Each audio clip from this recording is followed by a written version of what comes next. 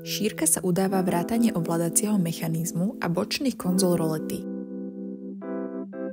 Zatienená plocha, teda šírka látky, je o 32 mm menšia než skutočná šírka rolety. Výška sa udáva ako celková výška vrátane bočných konzol rolety. Montáž. Konzoly rolety nasunieme na bočné hrany rolety.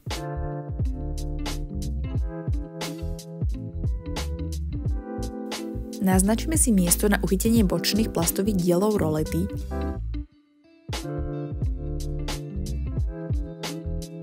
Bočné konzoly priskrutkujeme dodanými skrutkami.